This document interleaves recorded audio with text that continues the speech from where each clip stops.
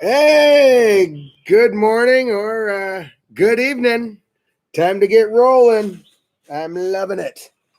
Yeah, okay, got a couple of you kids on board. Yeah, feel free to say hi if you'd like.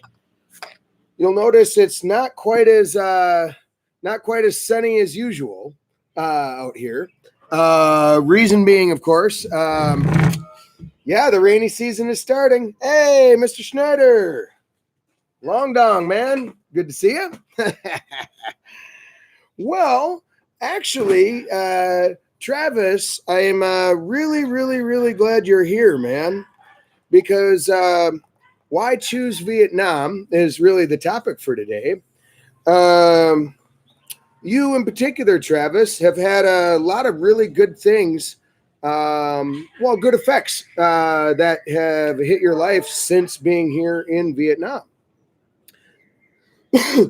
Not just, of course, the obvious money, tropical environment, beautiful ladies, although that doesn't hurt. But no, what I mean is, Travis, you particularly have sort of had a lifestyle designed to a certain degree, right? You, physically speaking, health wise, socially speaking, career wise, money wise, daily schedule, the whole works. Yeah. Hey, Rusty, good to see you again, too, buddy. Yeah. If I remember right, we might catch each other face to face here before too long, huh? Welcome, by the way. Mm. So, yeah, if I were to ask you, Travis, if you wanted to comment, um, what would be like some major changes in your own life? Like if you were to pick like top three things that have changed for you since moving here to Asia. And they may be particular to Vietnam, of course, but they may be particular to just moving internationally as well. But yeah, it would be interesting to hear from you. But in general, what we're generally talking about here, and I'm going to say this a lot, is that whole idea of lifestyle design. Lifestyle design. In other words, when you're here in Vietnam in particular, you're in many ways, in many aspects, able to design your life in the way that you want on your own terms. Live how you want to live, usually spend your time how you want to spend it, and usually have more disposable income here than you otherwise would. So those are the biggest things, and I really think that's something that's important for everybody in this world, right? And really something that everyone in this world is chasing. Live how you want to live, be who you want to be. And in my opinion, I think that, gosh, a lot of folks in America in my old life don't have that don't have that option or can't for a variety of reasons. Yeah. Hey, Blake, good to see you again, buddy. Dalat. That's a beautiful little mountain city. That's like the Boulder, Colorado of Vietnam. Pretty sweet. But yeah, Travis, this isn't Vietnam specifically, but Vien life fits the bill. Okay. 10 to 15 countries on earth that might fit the bill. Yeah. Mm. Fit the bill, figuratively speaking. You're right. Maybe a person could also have a good life in Costa Rica or in Mexico. Yep. Or for that matter, Cambodia or Thailand. Sure. I think there's a few. And I don't want to speak badly about any other country or any other option out there. In fact, I would like to do a handful of side-by-sides here for you guys while we're at it. But okay, there's a lot of angles, to look at for sure. But I think what most people view when they want to think of like an ideal place to live, here's a few things a few boxes you generally want to tick. One, lifestyle is cheaper than it is in your home country. That matters a lot. Okay, whether you're retiring, great. A young working professional, great. Have a certain amount of savings and you want to stretch that a lot further, great. Things like that. So economically speaking, it's nice to find a country where your money goes far. Really. And you could stretch your money by living in an RV in America. That would work. You could make it for $500 a month in an RV in America if you wanted to. $1,000 a month in an RV in America definitely can be done. There's a lot of folks who actually, work a few jobs, and maybe work a month, something like that in America while living in an RV. It can be done. It can be done. Main advantage of that too is language and freedom of movement, and that kind of thing. It's a great choice for a lot of people, not taking a thing away. In fact, if you have no other choice, not a bad move, not a bad move. Now you're pointing out here, Travis, yep, the cheap prices, there it is. That goes a long ways. It really does. And you're also mentioning move about without restrictions, can come and go as I please within reason. Yeah, that goes a long ways. That goes a long ways. That moving around thing, okay. Compared to what? Compared to living in the States, well, let's just say you technically could go anywhere you want in America anytime you want. The things that might be holding you back would be long-term job commitments, obviously. But along the way, you've got just cost of hotel is not zero. I mean, if you could find a hotel under $40, I applaud you. But $50 a night is a reasonable thing. Times 30 days, that's $1,500 just in hotels. I mean, there's ups and downs, higher or lower, but yeah, you're putting down quite a bit of change, if you're doing it that way. And I say so from direct firsthand experience of traveling around America, living in hotels for 15 years. Yeah, it's cool. But comparatively, when you're in Vietnam, well, a hotel could be $5 a night. If you go to a hostel out here, $5 a night, and then you get free breakfast, free coffee, and free beer. Yeah, your freedom of movement is way higher. And you can go to the next city for, Hue City to Da Nang, 80,000, $4. You can go to the next city and get another hotel. Same thing. You could get by for $5 a day in Vietnam, reasonably speaking. Yeah, reasonably, and you wouldn't starve. So yeah, the freedom of movement, I think, is a big one. Big one. So you're also added to that, Travis. I don't know about other countries, but I don't need to stick to one city or region because of government that wants to keep tabs on me. That's a good point. That's a good point. I mean, I don't necessarily feel that way in America, other than obviously keep tabs on my income. I guess they're pretty strict on that, but I could sort of live wherever I want in America. I suppose if a person does have a felony of some kind, traveling is a little trickier, but in general, no doubt about it, a person in Vietnam could move to any city, legally speaking, and for that matter, any country, legally speaking, pretty easy. Pretty easy. $100, I can round trip to Thailand. Bang. For $20, I can round trip to Laos. $10, I meant to say. So sweet.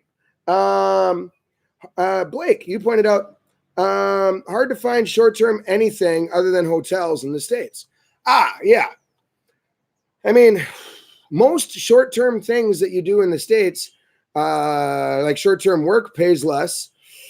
Short-term car rental costs more than buying a car. Yeah. Hotels, yeah. They don't really like month to month in America very much. Plus, you got the furniture issue.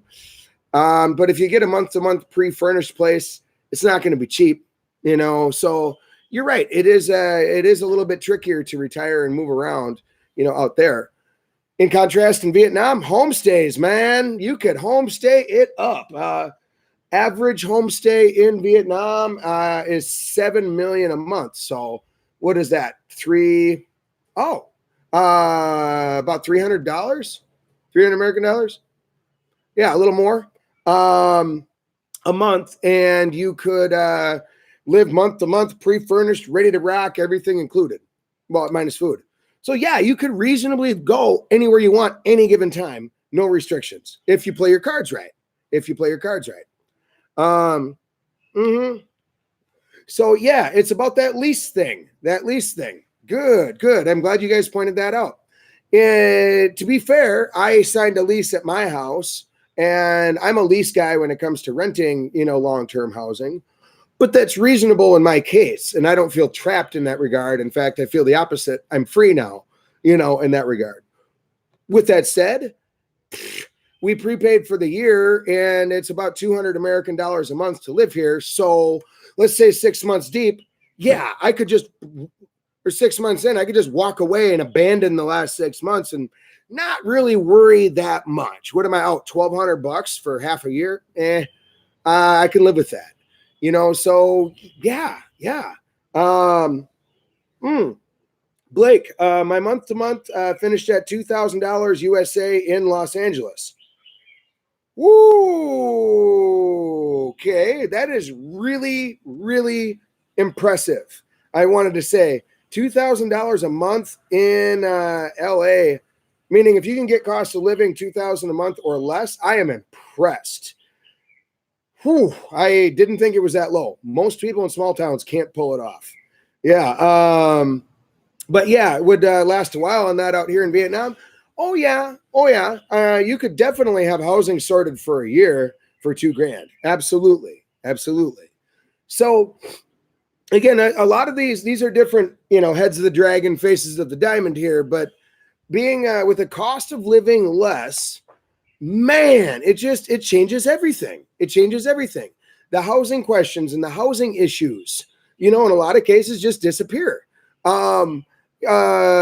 If you have a mortgage and something that you need to pay month to month, and you lose your job for 3 months or 6 months in America, you could very reasonably lose your house. Very reasonably. Happens all the time.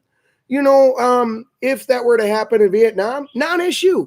Really. I mean, A, we're not normally buying a house, but B, there's always somewhere cheaper. You can always downgrade. In fact, you could get by for 60 American dollars a month to rent a Nha Cha, So that really takes the stress out of it. It really does.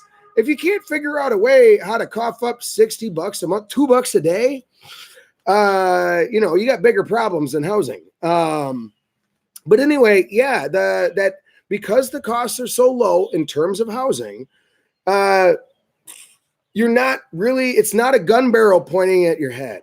It's not a huge issue. You're not worried about your day-to-day, will I survive and have a roof?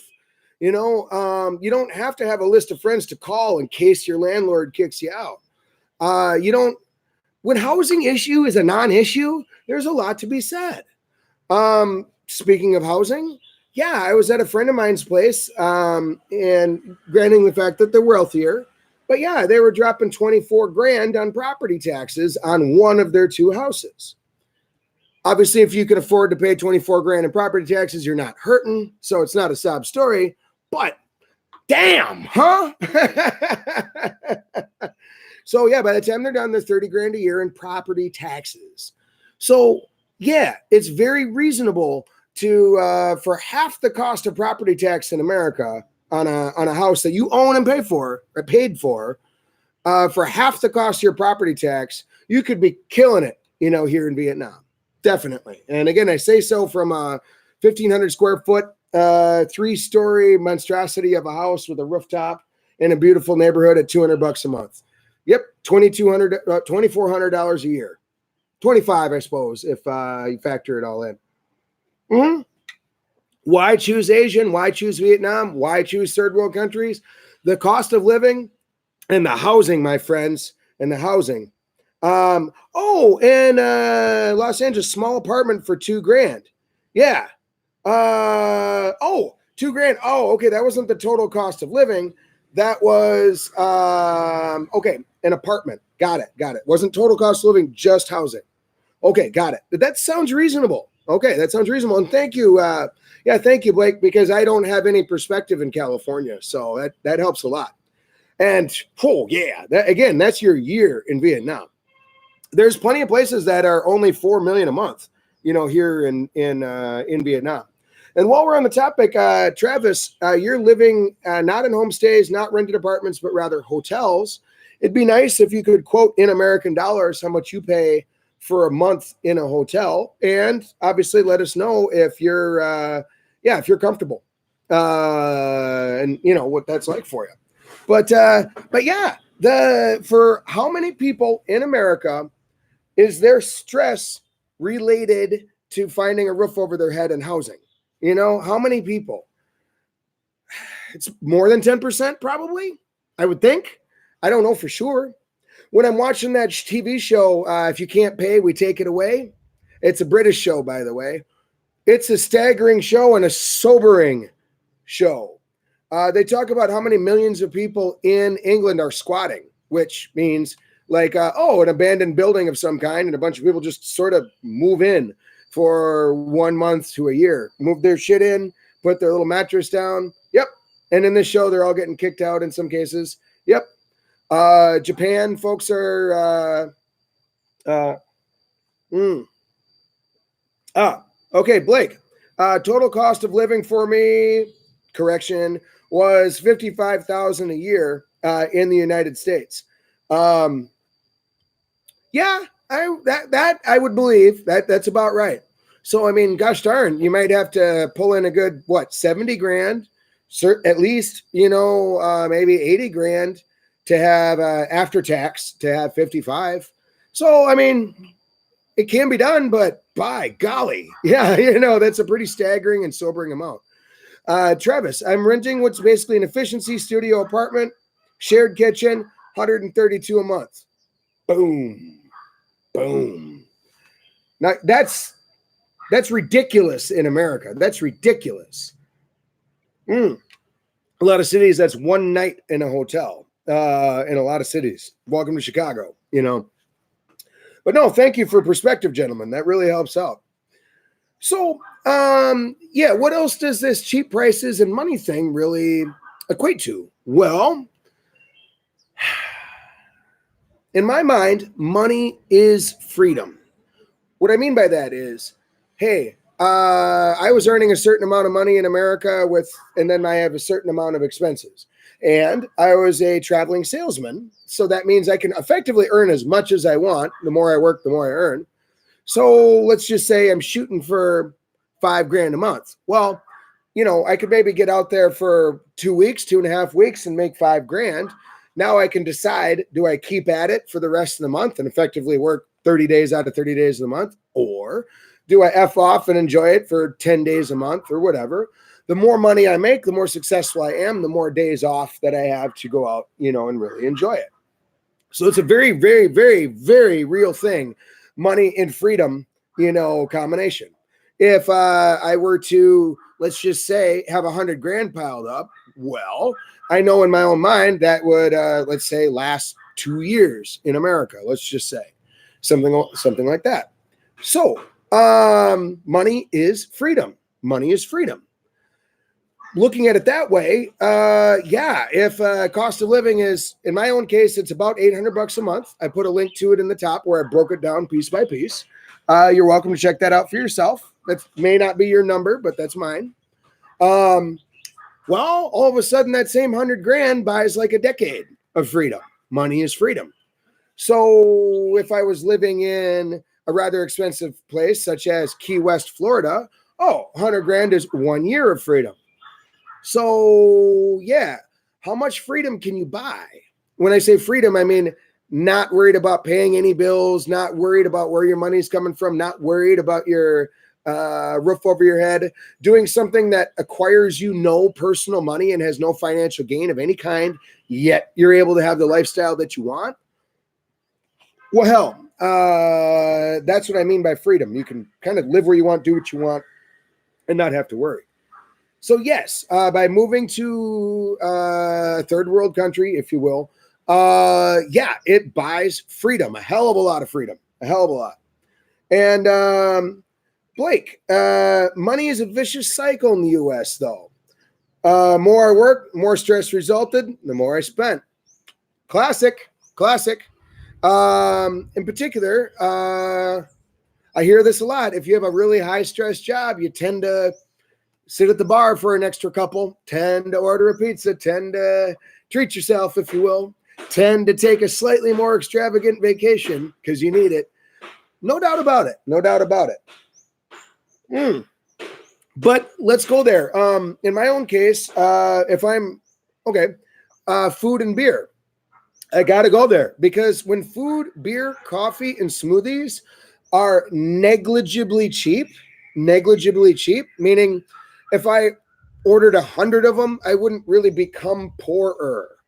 I wouldn't really notice it on my bank account if I ordered 100, beers, coffees, or smoothies. Specifically, they're 5,000 dong in my neighborhood. So that works out to 22 cents or so. Well, that's pretty sweet. So what? I order 10 of them. What is that? $2.20. I order 100. What are we talking about? 22 bucks? Again, my lifestyle doesn't really go up or down, or I don't really care. It doesn't affect me. It doesn't affect my overall life by ordering 100 of something. Now, 100 smoothies in America. Oh man, 4 of them deep. I'd be like, it's a little expensive, To say this a different way, I have the absolute total freedom to have as many smoothies as I want in Vietnam without even counting or thinking about it. I can just have one whenever I want, whenever I feel like it. In fact, I don't even make my own. I don't have to. I just, order them from right over there and don't worry about it. I could make coffee at home. Yeah, I suppose. But it's 22 cents over there. So, I'll order 4 over there and be done with it. $1? Cool. Right. Similarly, when I want to invite friends and family and invite them for drinks, I don't have to worry about the price. I could invite the entire bar for a case of beer for a round for everybody. And what is it, $5? Tops. Freedom. Because of the low price, I can go where I want for the most part and drink whatever I want for the most part, eat whatever I want for the most part, and not have to worry. That is absolutely not true in the United States in my experience, just due to the economics of it all. I mean, $5 a beer. Okay. 4 or $5 a smoothie, $3 to $5 a coffee, you can't, $15 an appetizer, if you're going out with some friends. That's not negligible. Not at all. You can't order 10 appetizers and just not give a shit. Nope. But you can in Vietnam. Oh yeah. You can go to a restaurant and order the entire menu. And I've done this. Quick example. We went to one of the local joints, meaning one of the Boon Hen local specialty food joints, out here. And I brought 2 newly married couple from Italy. Super nice people. But they were spending, a lot of money in Italy, but 200 grand for a plate of spaghetti, which would be about $8 American or so on a plate of spaghetti. But we ended up going to a local joint and I said, yeah, guys, you never tried this food. So just order the entire menu. They're like, what? Why would we do that? We can't eat all that food. I'm like, so what are we talking? 12 dishes? Yeah. Just order all 12 and then bring them all 12 and make a big old buffet for yourself. What? They're 10,000 a piece. What is it? 120,000? What are you talking? $5? $5, you can order the entire restaurant's entire menu. And then what? You eat half of it? You're still winning. Hell, invite some other people from another table to sit down with you. Who gives a shit? Here, you don't have to worry. You don't have to worry about money. And let me rephrase. You don't have to worry about becoming poor by beer, coffee, and food. You just don't have to worry about that. And that's a pretty big deal because, beer, food, water, smoothies, coffee, that's pretty much all my spending money. That's 80% of my spending money. So, that matters. So along the way, let's see. Oh, Blake, I have a $4 bottle of wine on my counter. The wine sucks, but hey, it's wine. You're probably talking, Blake, about the Dalat wine, in fact. Okay. Yeah, they got a vineyard out there. And yes, you're right. It tastes like sulfites and vinegary Kool-Aid. It's not the bomb. It's not the bomb. But like you said, wine is wine. And yes, the cooking at home thing. Well, I tell you, Travis, you talk cooking at home is cheaper. Star. Asterisk. In Vietnam, not really. Right. If you listen to those financial gurus on the radio shows, I forget their names, but one of the dudes, yeah, if you're poor and running low on money, he clears his throat and is like, well, first thing you got to do is start cooking at home, no eating out. You're staying in. You're not going to the movies. You're not going to restaurants. You're not going to the bars. Okay, next, level 2. Why is that his first tip? Well, for good reason. It's expensive in America. I mean, to make my own Spam bites with my own syrup at home, I could probably get away with that for $4. It'd probably be 12 minimum if I go out to a restaurant. In America, a lot of restaurants work on 12% food cost. That means it's 88% profit. Well, not profit, but 88% restaurant, service, dishes, everything else, right? 12% food. As a result, yes, eating and drinking at home is considerably cheaper than going out. And up, thank you, Travis, Dave Ramsey. Thank you. Feel free to look him up, y'all, if you're interested. But either way, the important idea here is that's not true in Vietnam, for example.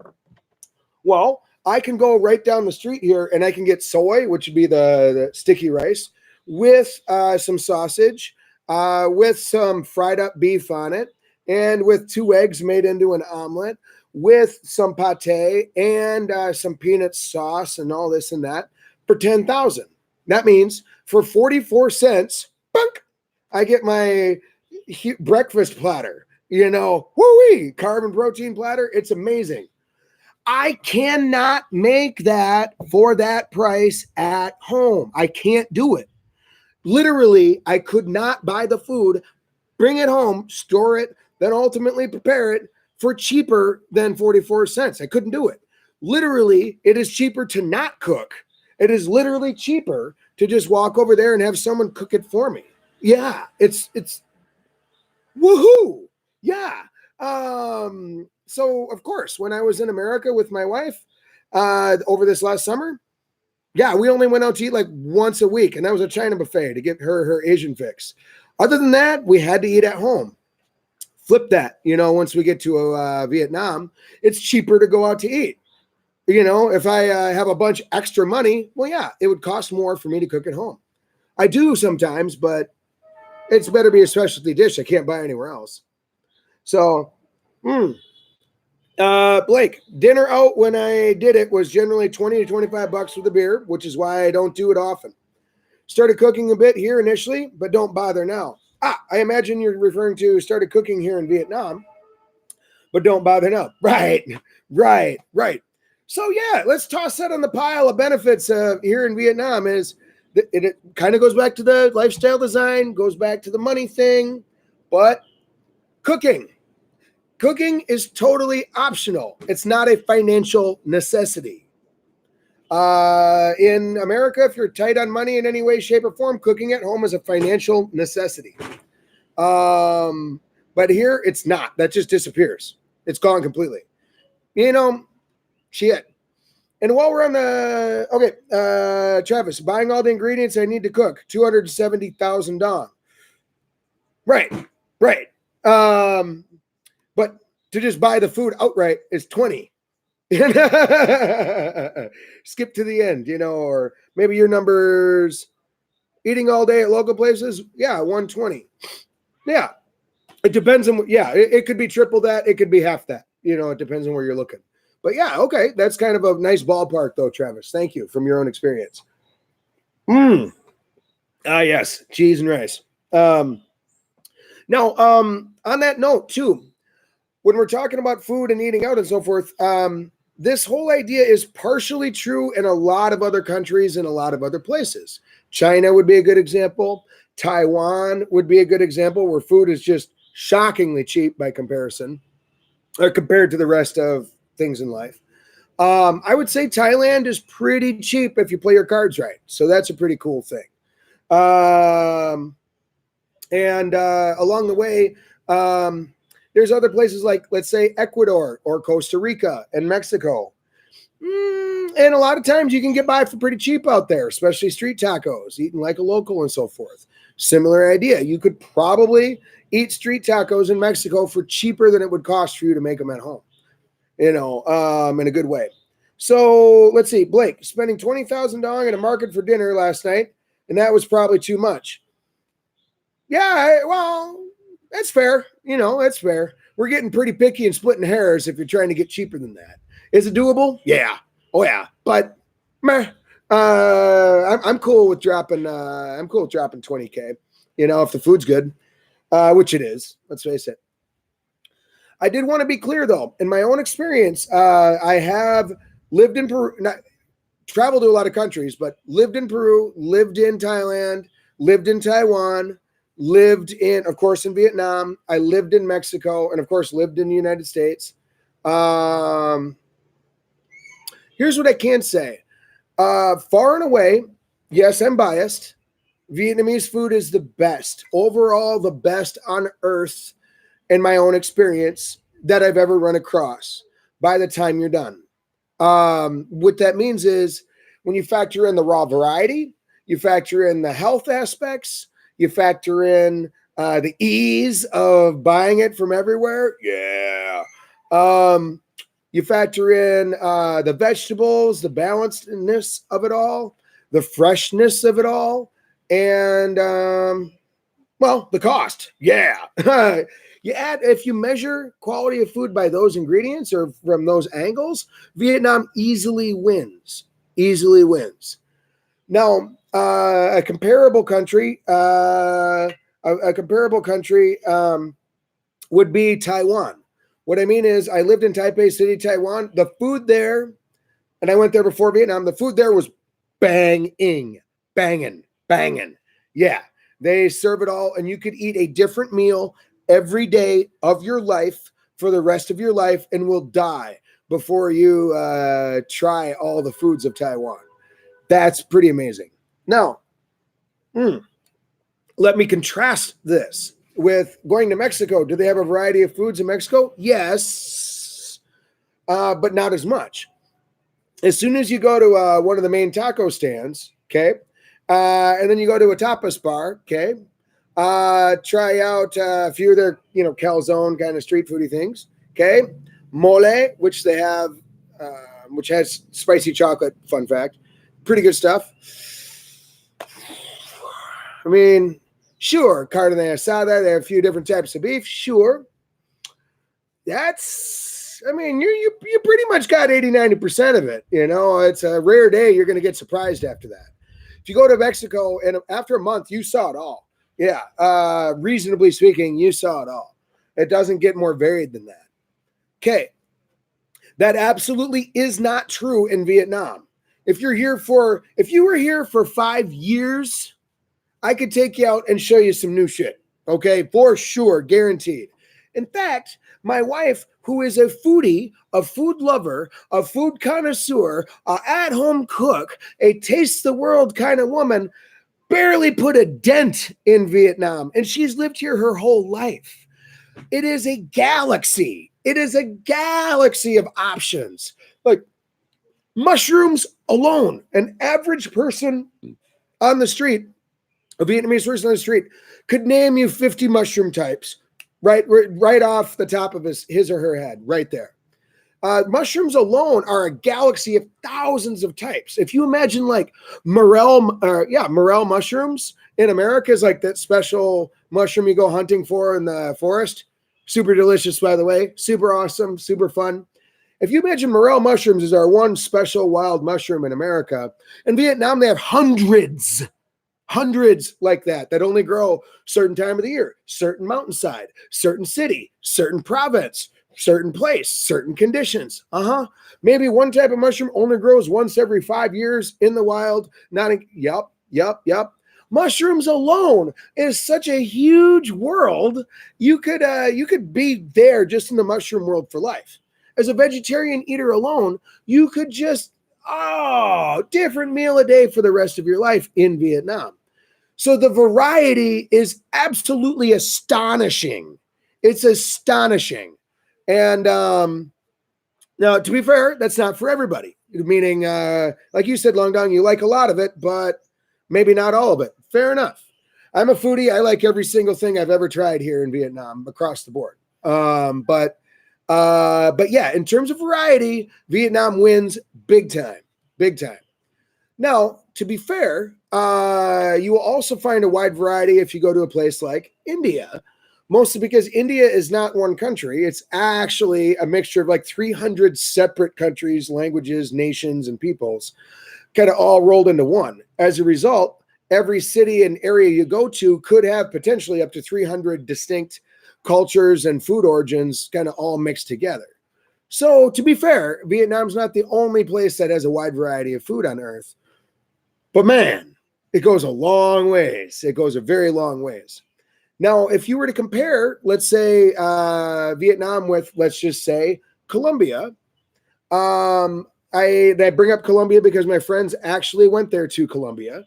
Yeah, the trouble is they went to Vietnam first.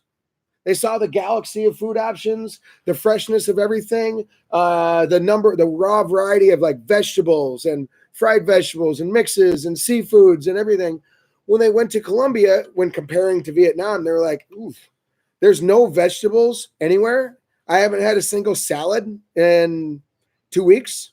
No fried vegetables, and no rice, just meat and cheese and beans. That's it.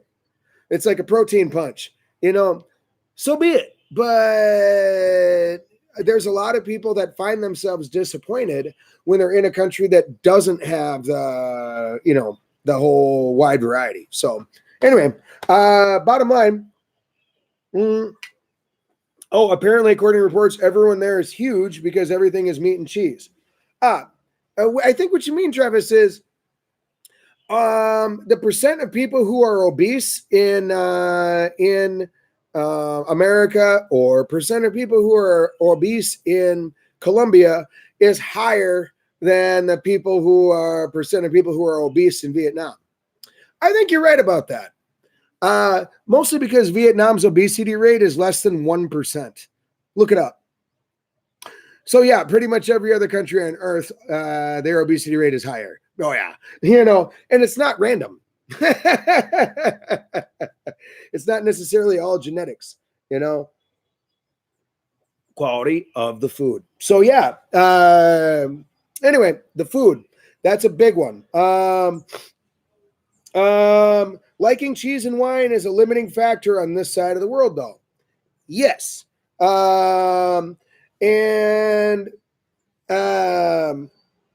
Yeah, to be fair. Now, could good wine and good cheese be found here in Vietnam? Yep. You got to know where to look. And yes, it is about as specialty as, finding Ban Bao in the United States or finding good Nuc Mam in the United States. Yeah, you got to go to specialty shops. Totally exists, though. But yeah, no doubt about it. So, okay, and let's go there. Travis, we'll ask your opinion. Beauty of the people in general, but while we're on the topic, women in general. Again, that less than 1% obesity thing, yeah, that matters. That matters. Just to be nice and broadly speaking and broadly objective and talk real simple, I got to admit, Vietnamese women in general are just more beautiful. That's all there is to it. It's reasonable for me to look at a crowd of 100 Vietnamese women all in one spot, all at the same time, and 0 out of 100 are, obese or hideous or, something like that. Like 100 out of 100 are good looking. Yes. Woo! That matters. Every time I get my tea served, it's from a super good looking woman. Every time I step into a store, super good looking woman here.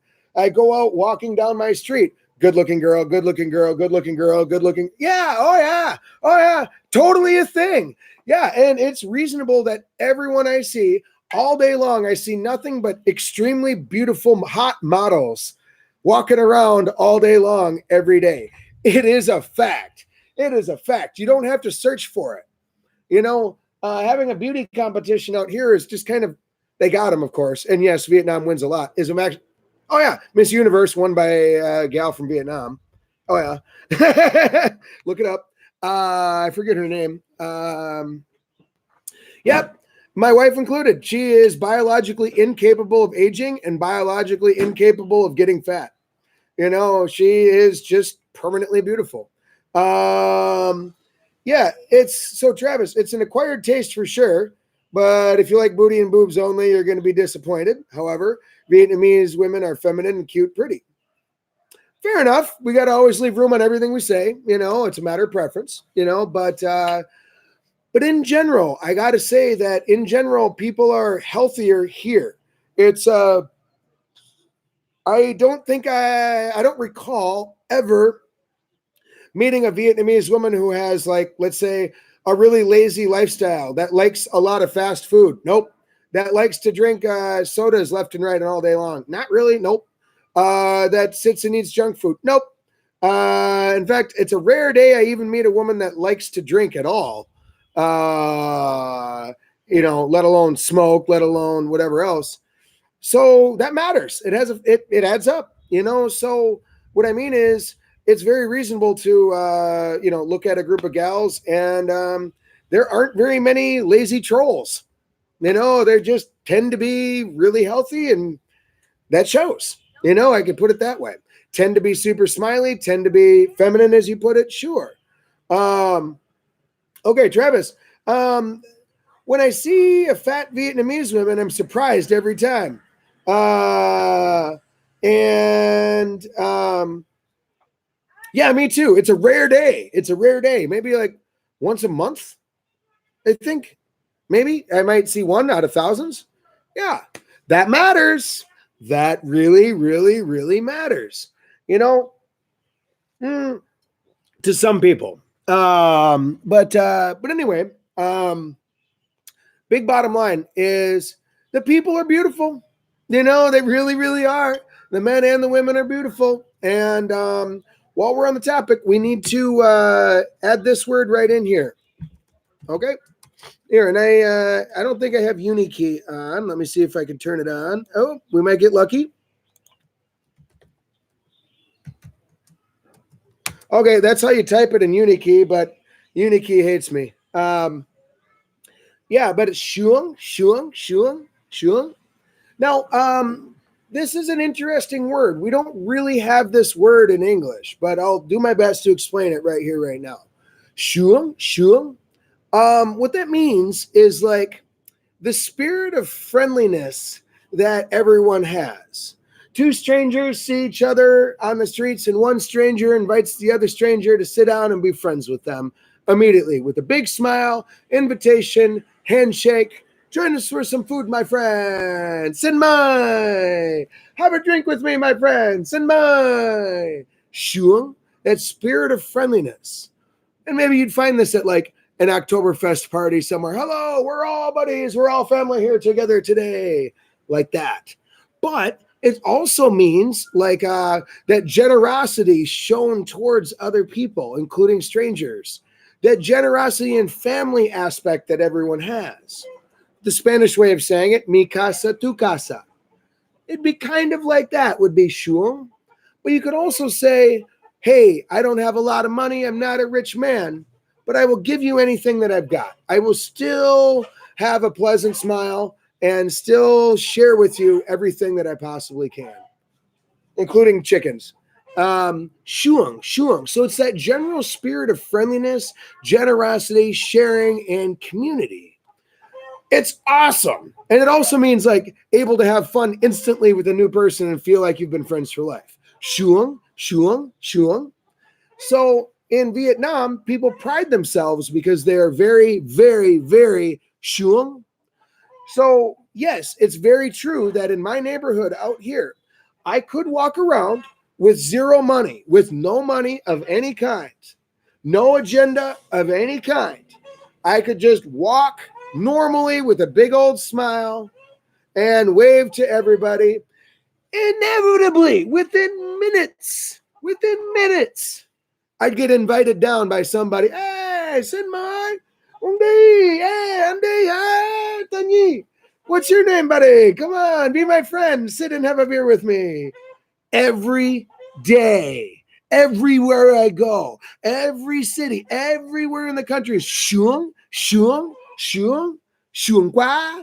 Yeah. Hey, Henry, buddy. Thank you, Travis, for writing that for me. Henry. Yeah. Suong. Yeah. And again, you guys might know Henry's been learning Vietnamese, and we've been studying. One of them is the Suong. So why Vietnam? The Suong. Seriously. Mm-hmm. And Henry, maybe you have some experiences you could share, potentially.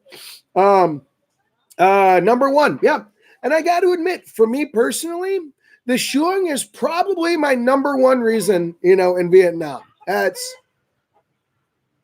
top one or two, definitely. But here's the thing. I got time to enjoy that sort of stuff. If I wanted to just walk around and feel Suong with everybody, I could actually just do that all day long. From 7 in the morning until late at night, I could just walk around and the community would take care of me. For sure.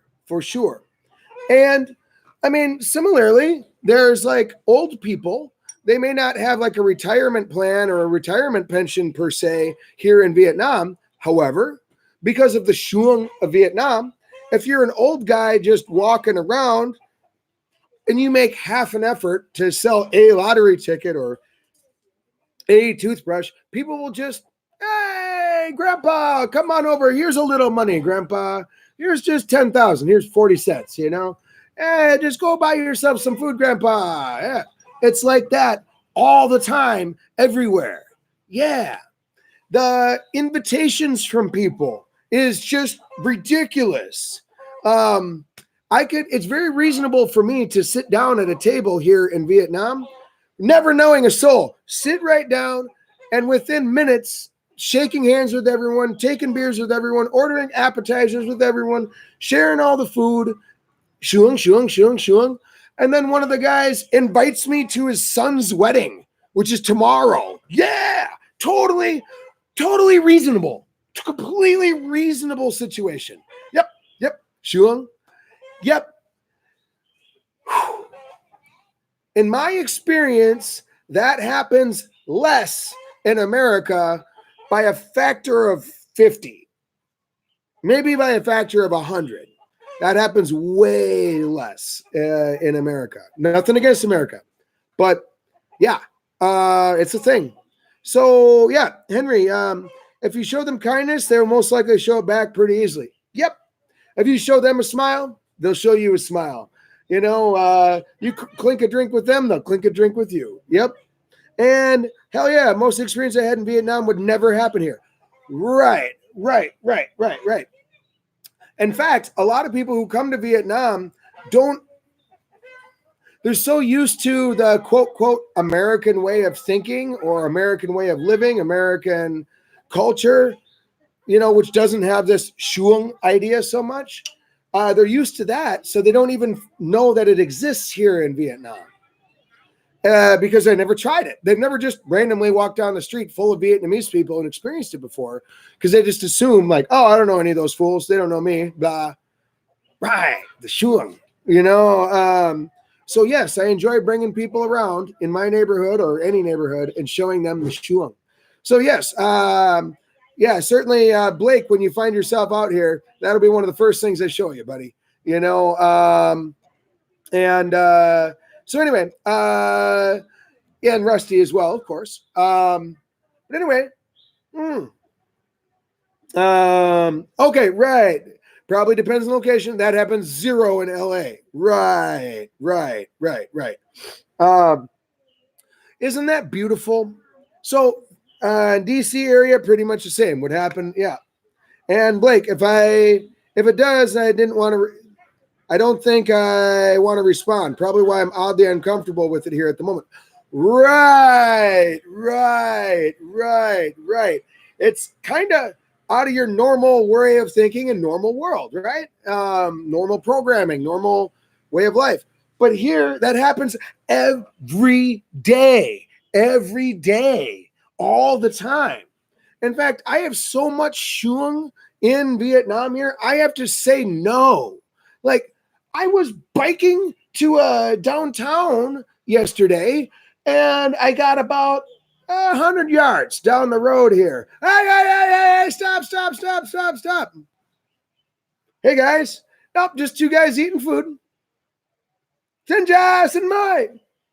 I never met him before in my life, and I got my helmet on, glasses on my way. Oh, yeah, I said mine. I'm like, okay, stop. Hey, they pull an extra glass, sit down an extra chair. Hey, and then they grab a fork and then start feeding me. And then they pour a glass. Cheers. Handshake, handshake. So who are you? And I'm like, oh, well, I'm Bao. Hey, Bao, you're such a wonderful person. Thank you so much. You're so nice. Yeah, I like you. Hey, you want some more of this? Where are you going? You busy? You want to just stay for another 20 minutes? Please do. How about another beer? Here you go, buddy. Yep. Totally normal. Completely normal. That happens every day here, all the time. I got to start saying no at some point. Right. And while we're at it, Long Dong or Travis, you remember yesterday we went to that restaurant. These guys wouldn't even let us sit down. We pulled out a table and we barely even ordered beer. And the guy at the table next to us, hey, no. Put that table away. We got food and beer here already, gentlemen. Sit down right here with us. Don't you dare sit down over there. And I'm like, bro, that's Suong. I'm like, guys, let us at least order some beer. So we got a bucket, got the beer, got this, sat down, and he was unrelenting. Come on, sit down. Finally sat down, poured some beers, gave us some clams. Yep. Totally normal, completely normal. Over half the time that I step foot in a restaurant, I can't even sit alone because I get invited, Suong, to sit with somebody before I even get a chance to sit down. It's that fast. It's almost ridiculous. Now, to figure out how the Suong works here and the whole underlying theme of it all, takes some, it takes a guide, right? In this case, Blake, hang with me, buddy. Let's go out for a week and I'll show you what we're talking about. And you'll be plenty used to it and by the first day or two. But yeah, I did want to mention the Suong. I did have that in Mexico.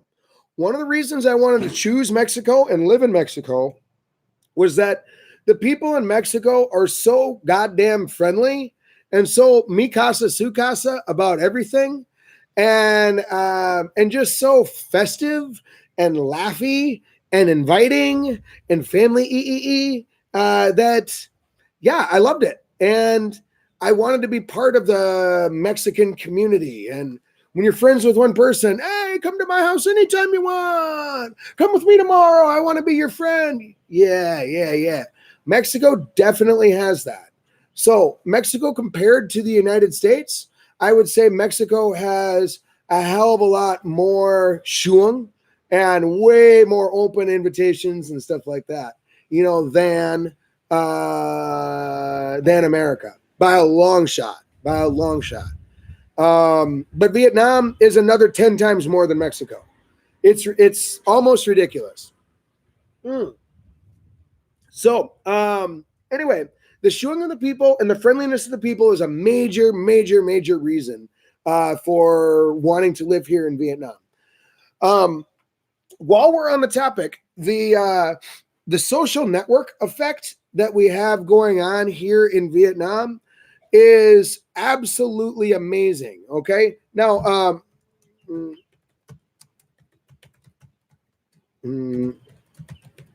okay. So how do I differentiate between Facebook's a social network? This is a social network, Zello's social network, Twitter's social network, but this is an actual network in society. There we go. It's an actual face-to-face network of people that you get to know. Example, if I want to buy a motorbike, I just go to the bar. And then I just ask one guy who knows a guy who knows a guy who knows a guy. And then within certainly within a few minutes, a motorbike will pull up to the bar. Yep. I wanted to go fan shopping with my buddy Rob. Oh, sure as shit. I just went out for coffee, and then I just looked to my left. Hey, man, I want to buy a fan. You know anybody? Oh, yeah. I know a woman who works over at the market who deals with this stuff. Oh, yeah. Hold on. She'll be here in 5. Motorbike pulls up. Hello, I'm the woman who sells household goods, and I can help you buy anything you want. Come on with me, sir. Off we go. That's pretty sweet. That's how a lot of things work out here. You want to rent a house? Ask a guy. You want to get your clothes sewn? Ask a guy. You want to get something done, and you want to hire help. If I had a couch that I wanted to move across town, yeah, I would go to the bar or go to the coffee shop, and then I'd just say, hey, anybody know anybody that can move anything? Minutes later, yeah, a truck pulls up. Yep. That's not as easy to do in America, in my experience. We don't really have a bunch of people randomly sitting at a coffee shop at 9 in the morning doing jack shit. We don't really have that very often. And we don't really have hangout spots that are open just all day like that and full of people all day. And we don't have people sitting around going way out of their way in order to help each other as usual, or quite that same way. It's just we don't have that helpful social network in the same way in America. In Mexico, yep, they definitely do. Because the more people you know, I want to introduce you to that because I'm so awesome. I'm a social butterfly network guy, so I can hook this all up. I'm the big boss. In Mexico, yeah, they do that. Colombia, they do that. South America, they do that big time. Definitely Vietnam, they do that. In America, less. So that's pretty amazing reason to choose living outside of America is that social network, everyone help everyone, kind of an effect. In my own case, yes, I ride a tandem bicycle. People ask, where'd you find that, Brad? I'm like, I didn't. I just sat at a coffee shop and I just said generally to the air, I would like a tandem bicycle sometime, gentlemen. Oh, I know a guy's dog who has a brother-in-law who has a dog walker whose 3-titted aunt, actually owns like this hairdressing place whose client has a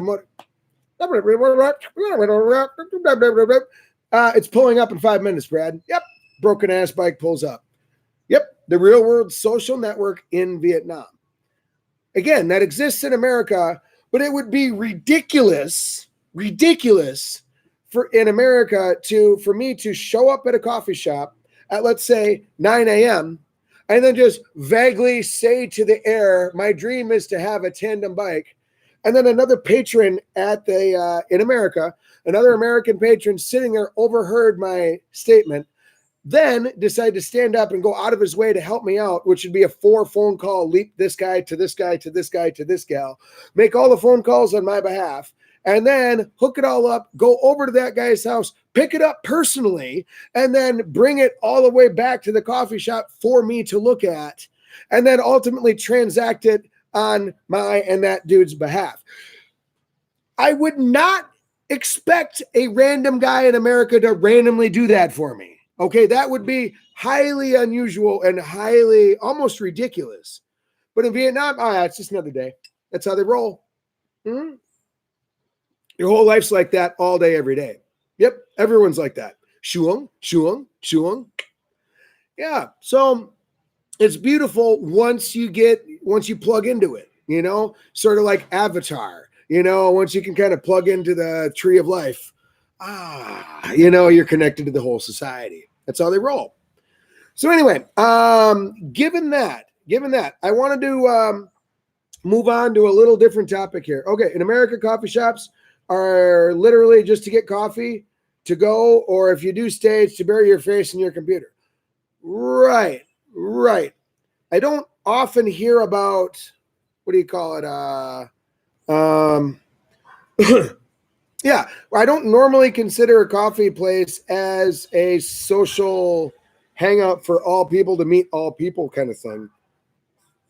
as often. Sure, there's some countryside coffee shops full of farmers, but they all grew up together and they got no one else to talk to. So if you just randomly show up in a small farming community and then want to sit at a coffee shop at the same table as a bunch of 10 farmers, they probably would think it's awkward and probably think you're rude for even sitting down in the first place and hesitantly shake your hand without looking you in the eyes at best. They certainly wouldn't buy you coffee, reasonably speaking. Right. So, but again, moving forward, subject change here. Okay. Starting a new career. Okay.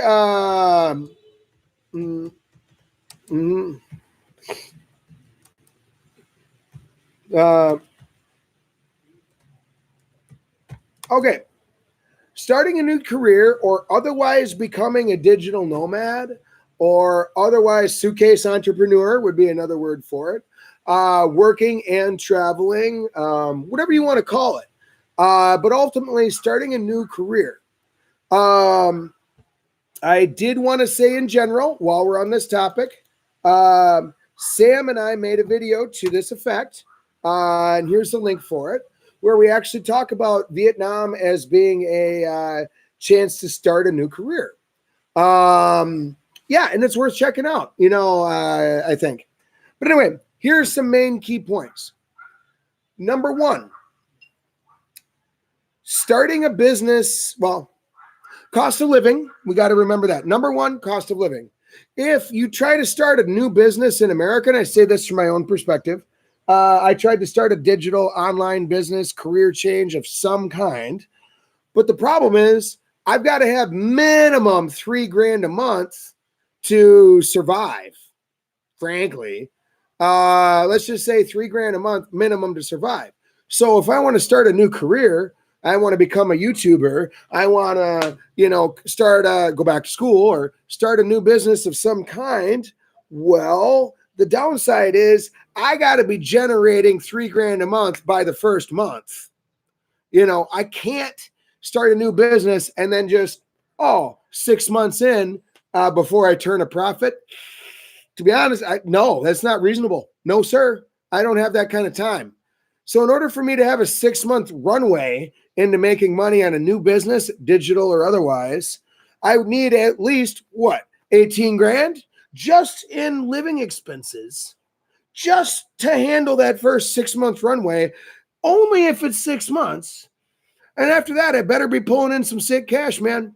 And that's assuming that starting a new business or career costs zero. That's a lot of assumptions.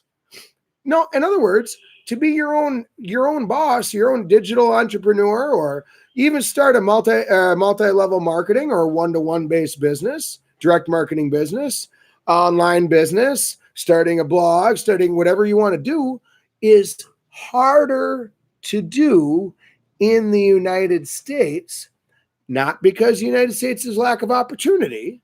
In fact, it's the opposite. There's a ton of opportunities, but it's that pesky cost of living thing. In contrast, if you had $3,000 in Vietnam, well, that $3,000 could give you 12 months of runway to start your own business online or otherwise in Vietnam. So whatever your goals are, oh yeah, we'll go there, Travis. Whatever your goals are, and I'd use digital entrepreneur, freelancer, if you will, YouTuber, if you will, blogger, if you will, buying and selling stuff internationally, whatever you're doing, we'll say it's digital and location independent. You're way, way, way, way, way better off doing it in Vietnam by a long shot, for a few reasons. And the biggest one is cost of living. You got a year's worth of runway. If you showed up with a computer, a bunch of ideas, and $3,000 is pushing it, but to be more comfortable, let's say $6,000. Okay, $6,000 for an entire year, you're laughing. You have no trouble. You eat where you want to eat, stay where you want to stay, live how you want to live. You're laughing. You got that runway. to make money. And then instead of having to like, well, in America, my business to be considered solvent and zero, I need to make $3,000 a month at my digital business in order to count as zero. That means once I make my business makes me $3,000 a month, I'm effectively broke again. Yeah. Whereas, so that's my break-even point is 3,000. But in Vietnam, my break-even point is like $400. So all I got to do in order to be totally solvent and consider my business a success, meaning I'm able to do this business only and nothing else, well, my break-even point is $400 a month. So if I showed up to Vietnam with, let's say, $6,000, I have over a year to figure out how to make $400 a month. Sweet. That's way better than I have 30 days to figure out how to make $3,000 a month. Or I have 60 days to figure out how to make $3,000 a month. You see what I mean? Starting your own digital entrepreneurial business in America is harder due to the economic situation involved, but it's super goddamn easy in Vietnam. Okay? That's a huge, huge, huge factor. Huge factor. While we're on the topic. Oh, and I bring that up because also, while we're on the topic, if I were to sit around in America and I were to pull 100 white people off the street, and I would ask, how many of you are working on your own business for yourself, online, digitally, or otherwise? Sure, I'll get a few, carpenters, plumbers, etc. But digital marketing, online kind of business, out of 100, you might get one, maybe. And even then, they might just work from home for the man. Right. In contrast, you go to Da Nang and you pull 100 white people off the street. Who knows? Maybe 20, 30 are going to be digital nomads. Okay. For that, Vietnam is literally full of digital nomads, especially in Da Nang. Boom. That's right. It's not random. It's not random at all. And I bring this up too because you got an interesting community of people. For that matter, they have like meetup.com. You can go to Saigon, let's just say, hey, I want to meet a bunch of other people who are digital nomads living in Saigon who want to collaborate. Yeah, there's like 30 people that gather at the same time at a party. So you could literally sit around and convert and meet 30 other digital nomads who are also living in Vietnam, doing their thing, and then talk to them. What are your ideas? How do you get your how do you make your money? How do you move cash around? Oh, maybe I could partner with you because I'm doing this business that does, freelance logo design, and you're doing freelance web design, but you're actually doing, digital marketing. Let's just say, to pick an artificially exact example. Oh, what project you working on? Well, maybe I could help you. Oh, well, you need a little design touch there. Well, let's do this. Hey, I'm doing a design touch here, but we need a logo. Ding, ding, ding, ding, ding, ding, ding, ding, ding, ding. In other words, being a digital nomad, you're better off because you're surrounded by people doing the same thing, right? And that you can partner with, collaborate with. It makes you better while you're sitting here in Vietnam. Big time.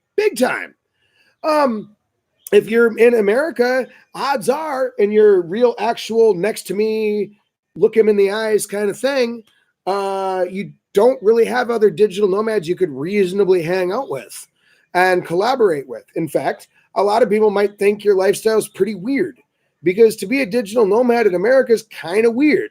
If you effectively say, I live in my mom's basement, yep, on my computer, and I make money on my computer, people will think like, okay, yeah, you're not exactly date material, However, if you do that in Vietnam, minus the mom's basement thing, it'd be like, oh no, I work for myself. I have my own business that I run digitally. I'm a digital nomad. You look like a winner. Yep. Because you probably are. Right. So starting your own business, digital or otherwise, is way easier in Vietnam than it is in many other countries. Cost of living and being the collaboration with other folks that are already living out here. Yeah. And while we're at it, raw access to the internet. Damn. Now, for other countries, for example, Colombia, I bet is higher, has better internet than the United States. I'm assuming. And I say that because I could not have a single live stream in the United States. Internet's not fast enough, in my experience. Nope. Well, it was once. I think we had 1 day out of 90 where the internet was fast enough. So to run your own digital business over, or for that matter, even a YouTube channel over a hotel's internet, laugh. Coffee shop's internet, maybe on a good day, laugh. Your grandma's place, nope. Cell phone network, can't be done. But to do so in Vietnam, yep, easy. I'm pulling 80 megabits a second right now from my rooftop. 80 megabits, and it costs me about $15 a month. Boom. So there's a lot to be said about that. Now, ubiquity of internet, and then they do have like shared workspaces, and whatnot.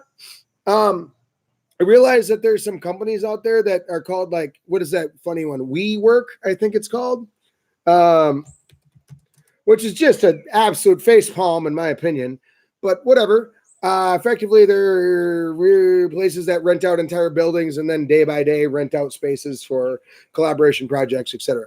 Now, here's the thing. All that makes sense in America or in a quote unquote Western society and whatnot. But honestly, that sort of business doesn't make sense in Vietnam because it's already like that everywhere all the time. In other words, if you wanted to get together with 10 other people in order to have a business meeting of some kind, let me count the goddamn places you could go. Damn. They're everywhere here. Like within 100 meters of my house, right here, just within 100 meters, okay? This is artificially pinpoint of a spot in town.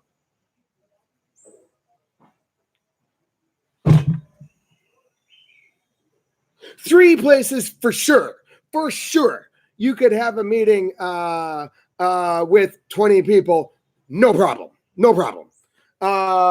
If you expand that out to 400 meters from here, there's about 8 places you could have a meeting with 20 people, no problem. You want a projector setup? Sure. You want a full 80 megabit internet for everyone? Got it. And you don't have to pay a goddamn dime other than buy the coffee or buy the food or buy the drinks. But again, the coffee is like 50 cents and the appetizers are $2. So who gives a shit? You're going to probably want those anyway.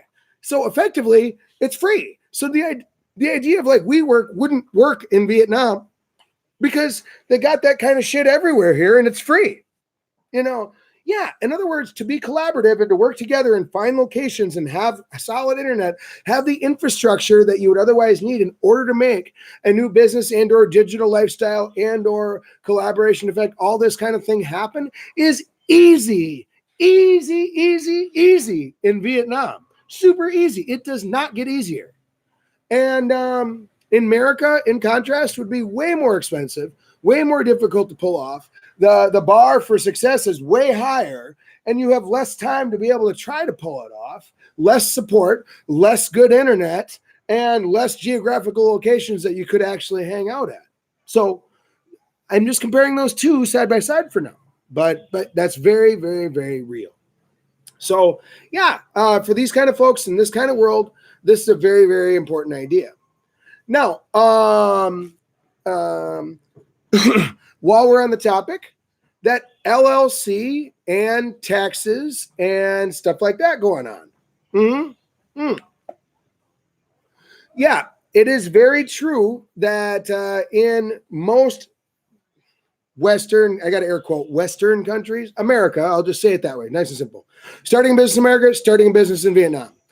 Well, Yeah, you got way more pain in the ass in America in general. Case in point, we had some Colombian neighbors of ours that moved in my parents' house in Austin, Minnesota. Great. And yeah, was from Colombia. And she wanted to set up a like a taco stand sort of thing, like, you know, have a food cart, because she's a professional cook. Grandmother was a cook. Her mom was a cook, and she knows everything there is to know about Colombian, you know, foods and so forth. And her food is amazing. And she's the nicest woman you'd meet. Hardworking, got every ingredient, everything, you know, knowledge, experience. She's been a street hustler before. Got it. Whew. And she wants to start a business in America. She was flabbergasted, surprised, astonished, and angry at how ridiculous this entire idea was. I mean, of course you need a lawyer. Of course you've got to have your LLC. And on top of that, they were asking, before we can give you your food license, we have to know where you got professionally trained, food trained. And she's like, I just got trained in Colombia by my mother. I just know how to make tacos. Well, it needs to be a certified school that has the cleanliness things all figured out, and then we need to make sure that they're an accredited school that that knows about all the food safety procedures that we've got here, and then you need to take the exam on food safety. Blah, blah, blah, blah, blah, blah, blah, blah. And then you need to, after this is all set up here, sign off on this document. Then we can issue the street license, but you have to have an actual business in there. And does your cart have a license plates on it? And then does the license plates thing correspond to the fact then? Do you have are you food inspected then? Okay. Then you have food insurance in case anyone gets it. That's about its tenth of it. It was 10 times more complicated than everything I just said right there. Yep. So this woman found out, in order to serve goddamn tacos on a cart, something she believed would be the easiest thing to set up was just apocalyptically and undoably hard. So my time's going to Mexico and back to America, South, Peru, America, Vietnam, America, Taiwan, America. I'm like, where's all the food on the streets? Damn. I mean, it's kind of lonely and empty, and I'm hungry and I want some food in the street. Regulations, son. Yeah, buddy. Mm-hmm.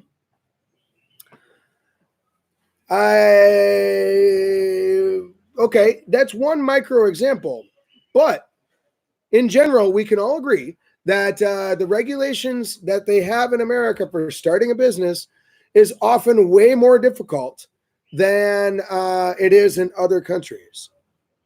In general, theoretically, if I, Brad Bao Hirsch, wanted to start making Colombian tacos in Vietnam on my own cart, I'm about $50 deep on the cart, probably another $20, $30 deep on the ingredients, $5 on a sign.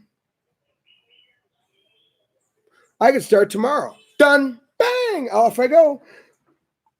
So, point being, once again, due to regulations, taxes, insurances, and this and that, it is way easier to get it done in Vietnam. Just way easier in most cases.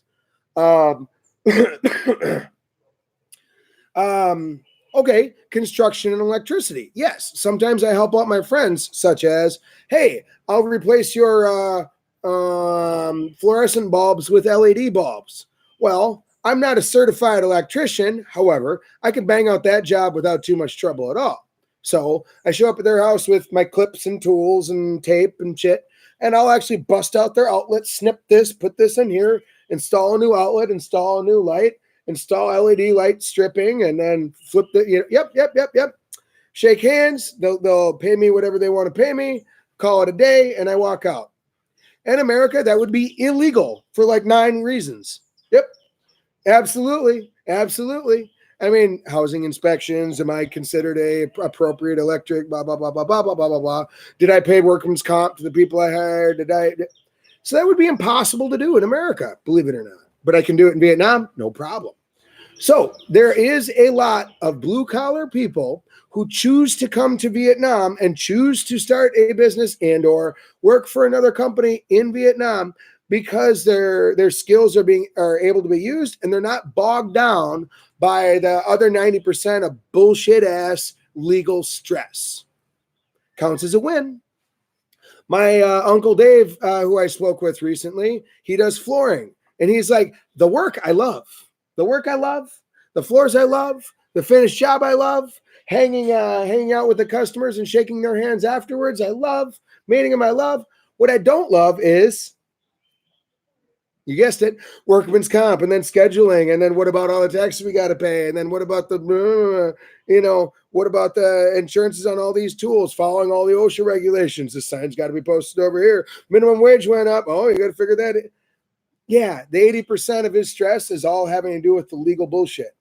So yes, it did come up where he's like, man, I could go to Vietnam and have zero legal bullshit of any kind. I don't even need to own the business. Just point to an area you want a floor, and I'll just do the floor.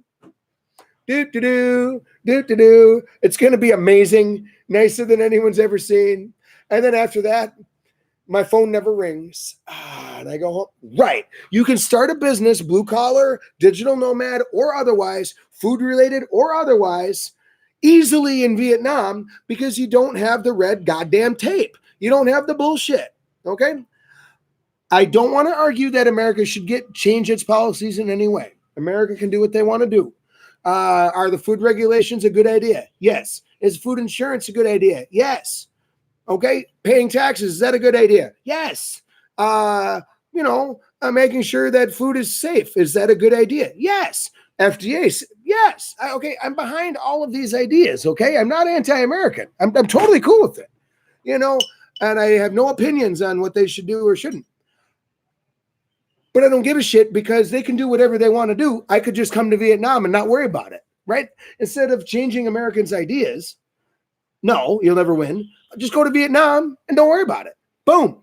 That's a really, really, really big deal, I think. So given that fact, hey, Conan, buddy, fat dong. Good to see you, man. I missed the Huda flavor. Oh, man. That Budweiser just wasn't working for me, but anyway. So legality stuff. Now, I did want to also point this out. For me to move to another country in general sometimes can be difficult in some circumstances. Mexico, for example, I can go there for 30 days, but I would have to leave every 30 days. Not a big deal because the visa's free and I'd want to leave anyway, whatever. But I did want to point out, this is a very true thing when it comes to, let's say, my wife and I. Us, well, of course we wanted to live in Vietnam, duh, because we're smart, duh. But the truth is, for us to live in Vietnam and then visit America, legally speaking, is easy. Super easy. Not only you got the tourist visas are easy, whatever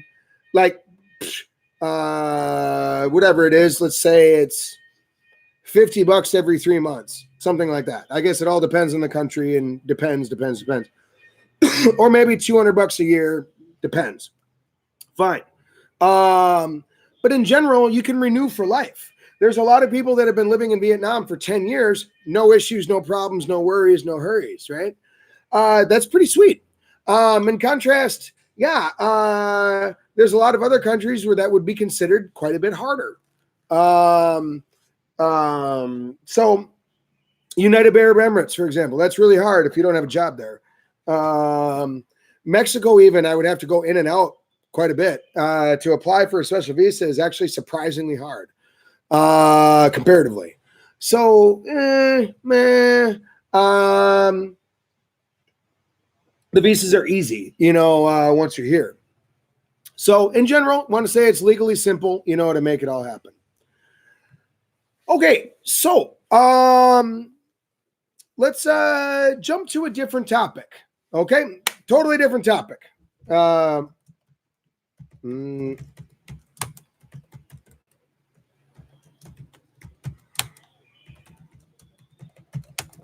Okay. And I want to, this going green, happy planet index, resource usage, whatever. I want to say first and foremost, I'm an anti-hippie. Okay. To say that a different way.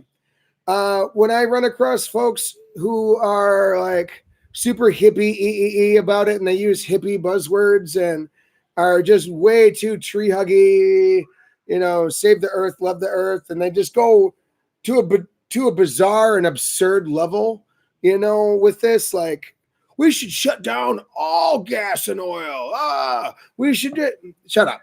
I'm not into the ultra hippie stuff here. Okay. I am definitely more conservative than hippie. However, I made this article and I put this all the way at the top of our live chat here. Okay, going green. And that's a very vague topic, but to define it a little better, using less electricity, using less gas, using less stuff, cutting down fewer trees, reusing stuff and creating less garbage, creating less waste, polluting the earth less, putting less lead in the air, stuff like that. Yeah. By simply moving to Vietnam, my resource usage, the total amount of shit, electricity, water, paper, plastic, metal, went down by 90%. The amount of pollution that I create, meaning lead in the air from any source, the amount of garbage that gets thrown out, the number of shit that gets thrown away, measure it by kilo, measure it by volume, measure it however you want. The amount of waste that I create as a human went down by 90%. Okay? So to be very clear, the amount of resources I need from this earth went down by 90%, and the amount of waste that I create goes down by 90% automatically, and just magically, because I live here in Vietnam. Okay? Now, sure, I mean, I'm not a total hippie. I'm not a raging conservative. The fucking A. If I can reduce my environmental impact by 90% automatically, with my quality of life going up and with it costing less, perfect. That'll work. You convinced me. Okay? So yeah, I mean, let's break this down a little bit more. Okay? Going green, resource usage, happy planet index, stuff like that. Okay. And I want to be very clear. It's not because I adopted the hippie philosophies. It's not because I listened to the marketing campaigns. It's not because it's just because of circumstances. Okay. So let's start here. Number one, the winter. Okay. And the weather. When I'm here, I have no heat and meaning I don't even need hot water. No hot water, no central air, no heat exchanger for my house, no air conditioner of any kind. I don't have to artificially control my environment. In other words, I could have my windows and doors open on my entire house year round, and I have to add zero electricity, zero machines, and zero resources in order to change that. Okay? So to be abundantly clear, I don't have to keep the heat going on my goddamn heater or water heater at home to avoid pipes freezing. Non-issue. If in America, if it's December in the north and you don't have a heater, you can die. Every year people die because maybe their heater was working too hard, all winter, and eventually a wheel bearing goes out and the heater catches on fire and burns them to death while they're sleeping. Totally real. 80% of household fires in America are caused by space heaters. Yep. 80% of the fires, fatalities in America, which is more than zero, are because of space heaters. And those space heaters take more than zero. You get the idea. You don't need them here. And while we're on the topic, everything's made out of concrete and tiles, so nothing burns anyway. Sweet. So house fires are like a non-issue here. I mean, try. Go ahead and try. Start a house fire. Try. Nothing burns. Right. So when I bring this all up because by simply living here, just due to the environment, your total number of resource usage, how many BTUs of energy, how many barrels of oil, how many kilowatt hours of electricity that you need to heat the water, heat the heat exchanger, heat the heater for the air, cool the air, and all of that drops to zero. Well, it could, or near zero. Yep. It goes down by 90% just because you magically live here. Yeah. In fact, if you want to look at the lowest resource using countries on Earth, you'll notice that they're in the tropical zone. And by the way, Guatemala, Colombia, Peru, Costa Rica, yep, Vietnam, Laos, yep, are countries that will fall right in that world. Thank you, Conan. Carbon monoxide poisoning. Oh yeah. Yep. How many people get poisoned by radon in America? More than zero. Get poisoned by radon in Vietnam? Zero. Yep. The number literally is zero. Carbon monoxide poisoning? Yeah. In America, you have to close your doors and windows and keep the air inside if you want to be reasonably efficient, that is. In Vietnam, you do the opposite. You open all the doors and windows if you want to be efficient, that is. Carbon monoxide can build up from anything burning within your house. In other words, in America, if you close all doors and windows and then you burn candles or light a heater or have pilot lights and have propane going on, and that creates greater than zero carbon dioxide and carbon monoxide within your house. Yeah, and you can die for sure. But in Vietnam, non-issue. Non-issue.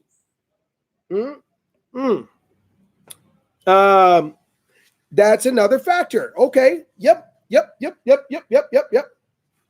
And while we're talking about locally grown stuff, while we're talking about that, it's like when I walk over to this market, it would be absurd for them to buy beef from 3,000 kilometers away. That would be fucking ridiculous.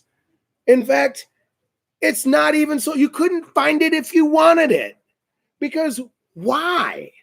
Because in order to move it from there to here, you'd have to kill it in a clean plant. Then you'd have to have it, presumably frozen or refrigerated on the way, right? You can't move 2,000 kilometers without refrigeration, can you? Nope. And so you'd have to have it refrigerated and or frozen the whole way. Then brought here, then it's got to be packaged at some point, right?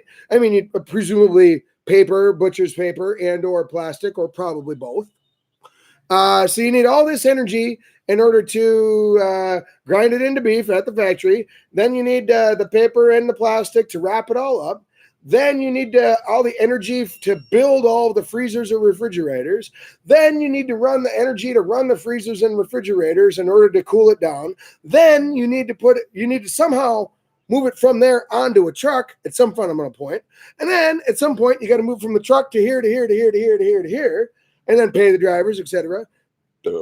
Then you got to somehow remove it from said trucks, then distribute it throughout the given places here. Then keep it frozen or cool or, in a freezer at and during and before the time that you're selling it. Oh, yeah. And refrigerated the entire way on its journey.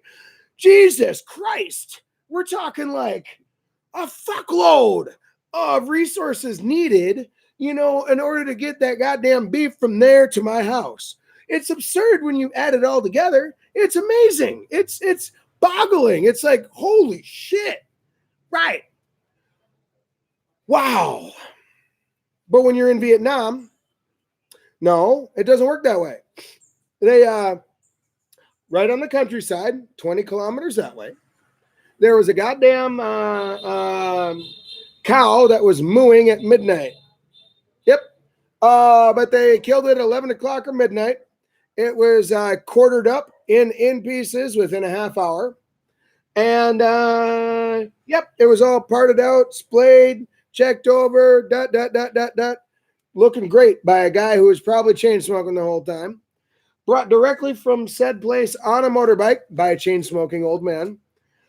Hits the market at 4 in the morning, and all the people selling there buy it wholesale. Just clunk. I'll take half a hind quarter. Shaklang, shaklang, shaklang, bunk, and it's hanging right there. Hasn't touched the refrigerator. Hasn't been packaged. Hasn't been fucked with, and it's been on a motorbike the whole way. You just skipped like 95% of the resources needed to move like American beef from California to Minnesota. You just cut out 95, 98% of the bullshit. No refrigerators needed, no refrigerator truck needed, no packaging needed, really. You can put it in a gunny sack and you're fine. Yeah, and cut all that bullshit out. And by the time you're done, it's fresher. It tastes better. Yeah, because it never touched the refrigerator. It was mooing this morning. It didn't. It goes from body temperature to room temperature to cooked and eaten immediately. So it's more tender, more delicious, certainly way more fresh, and magically, it's organic because these farmers just let their cows randomly graze around a forest. Just moo. You do you, buddy. And those forests, by definition, is organic. They don't spray the forest. They don't fertilize the forest. It just does its own thing. So all of a sudden, let's compare these two. Again, now we're sitting here at a market for the equivalent of, how much would that be in American dollars? Maybe $2 a pound, I think, would be, I'm just guessing, about $2 a pound. You get top of the line, ultra fresh, never frozen, organic beef, small farmer raised, single family household, top of the line, top of the line, top of the line, top of the line, right here, right now, ultra conveniently. That's fucking amazing. That's amazing. Wow. That's Vietnam. So if we take this idea of resource usage, going green, Happy Planet Index and stuff like that, this is just example. But I'm going to keep going, by the way, but that's another example. The beef, meat, and food, industry like this by itself, brilliant, brilliant. If you're a save the earth hippie type, like go green, hooray, hurrah, the social action, live in Vietnam.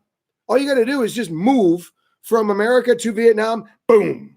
Everything you dream about just instantly magically happened by itself. Yeah. If 10 million people moved from Minnesota, America to Vietnam, yes, global resource usage would go down. You would see a noticeable barrel, when the people moved out here. Yep.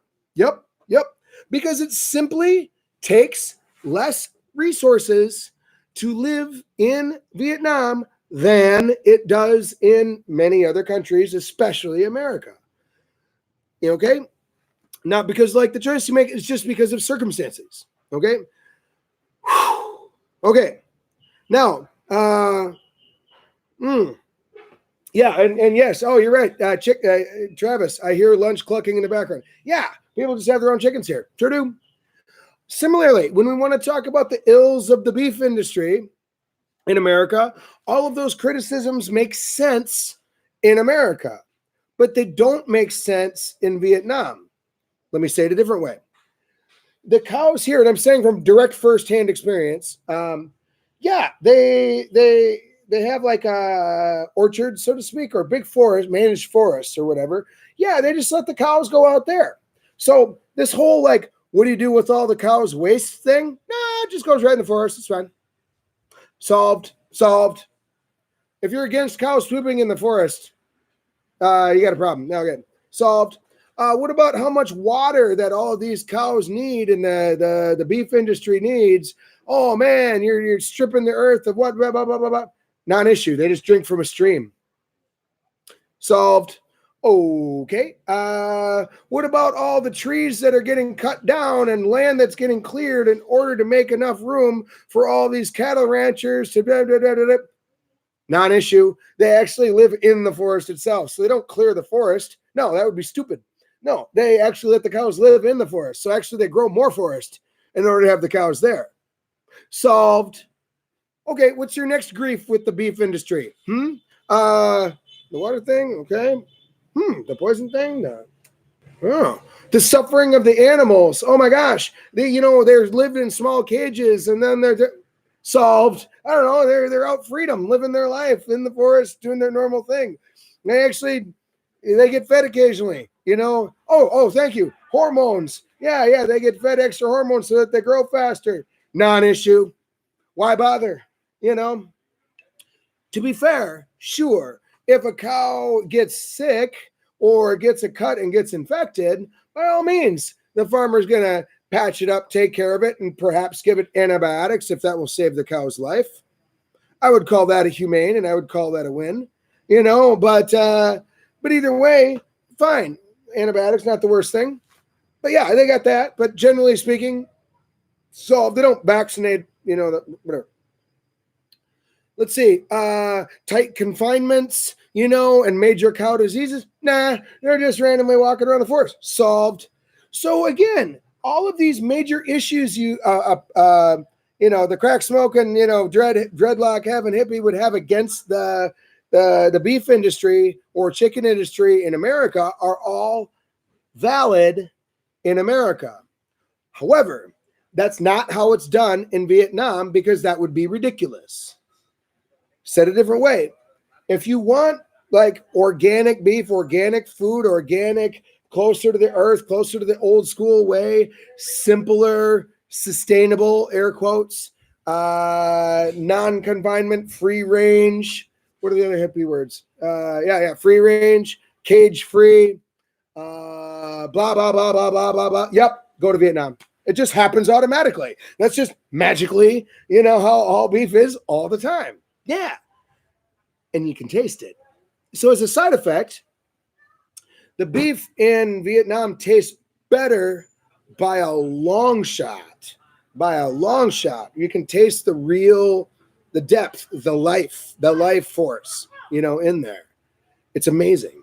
So yeah. Thinking about the treatment of animals. And by the way, these hippie ideas, I'm on board with it. In other words, I'm against animal cruelty too. I'm against, cages and tight confinements too. I'm against large scale, farming operations in, California, bless them. I'm against that sort of factory farming style too. Okay. So let me be totally fair. Be that as it may, that's why I'm here in Vietnam and why I applaud it. That'll work. So again, if you're a save the earth hippie type, Vietnam's where you ought to be, just by default. Cool. So, scooters versus SUVs. Let's go there. Yeah. I mean, it is true, by the way, that scooters don't have catalytic converters, okay? And so with that said, scooters in general produce less smoke and less carbon emissions because they use less gas or fuel than other vehicles. That part is true. To be fair, it doesn't have a catalytic converter, so the smoke and exhaust that does come out of a motorbike is worse than a car's exhaust. If you compare pound for pound, kilo for kilo, liter for liter, compare it that way. To be fair.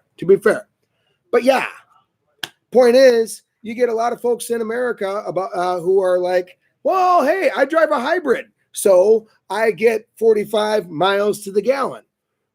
Cool, bro. And actually, getting a hybrid, I would applaud you.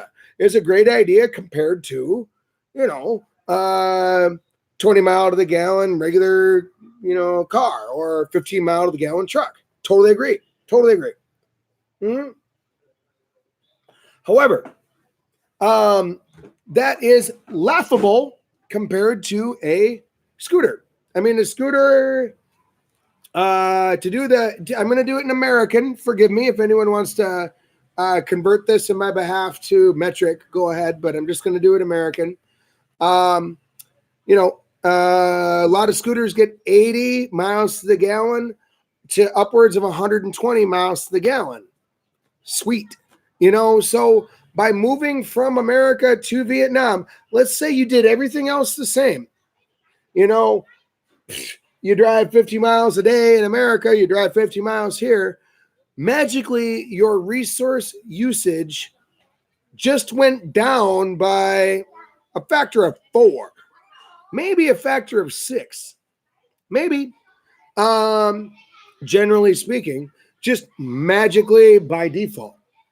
Likewise, the amount of resources needed to construct a car and to build a car in a car factory, the total weight of materials put into this thing is more than the total number of materials required to build a motorcycle. We can agree at that. This one's bigger than this one, right?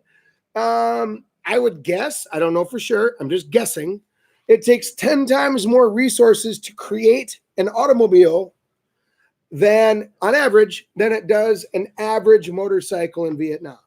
So once again, by just switching vehicles, boom, you went down by 90%. As soon as you show up in Vietnam, without trying, you just magically went down by 90%. And while we're on that note, your cost, even a best case scenario in America, $1,000 car, you're laughing. Yeah, you can get one hell of a car, used car for $1,000. Probably not less than that, but you're laughing if you get one for $1,000 that runs, right? But in Vietnam, you're $2 million, $84, you can get it done. Oh yeah. So again, your cost of a vehicle just went down by 90%. Boom. Probably more than 90%. Probably goes down by like 98%. Yep. And your daily usage of, usage of materials, usage of fuel goes down by, well, what would that be? 50% certainly, but probably goes down by 80, 90%. Yep, probably. Mm-hmm. To be fair, along the way, you got to drive less far in Vietnam. What that means is if you want to go out to eat in America, you probably got to go 20 miles. If you want to go out to eat in Vietnam, you got to go, you don't even drive in the first place. You just walk 10 feet over there. So arguably your resource usage required to go out and get a cup of coffee and dinner just went down by infinity. It went from whatever you were at to zero because you don't need to walk or drive anywhere. Boom. That matters. Add it in. And because people recycle so prodigiously here in Vietnam, if we take something like this, this jug right here of water, yeah, the thing is, if I was sitting in America and get done drinking the jug, what do? Well, okay, maybe you turn it into some plastic recycling place, maybe, but really, probably not. It probably either gets burned if you live in the countryside or thrown away at some fundamental point. Fine. Vietnam, no fucking way, son. No. They'll make this into a flower planter. They'll make it into they'll make rice wine out of it. They'll cut the bottom off and make it into a flower pot. They'll use the top to make as like a funnel, to pour in engine oil. You goddamn name it. They reduce, reuse, and recycle like you wouldn't believe out here. And it's beautiful.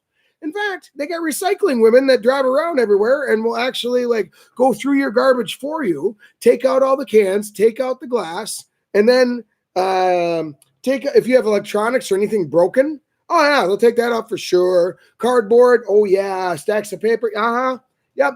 They'll shred the paper, recycle the cardboard on your behalf, return the glass bottles for a deposit, reuse the plastic to make planters. And these women are professional recyclers. Yep. On top of that, they give you money when they show up at your house. So they will show up at your house, go through your garbage on your behalf, and then hand you cash while they're standing there. Woohoo!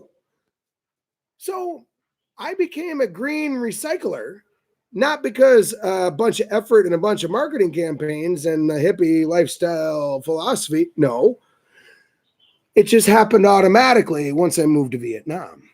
Boom. Yeah. So there's a lot to be said about that. The recycling aspect, huge. Again, meat industry, resource usage, blah, blah, blah, blah, blah. Huge, huge, huge, huge, huge, huge, huge. LED bulbs are cheaper than regular bulbs. Boom. So I switched my entire house over in no time. Boom. In Vietnam, I'll just have one light bulb per room. When I go to an American house, I'm like,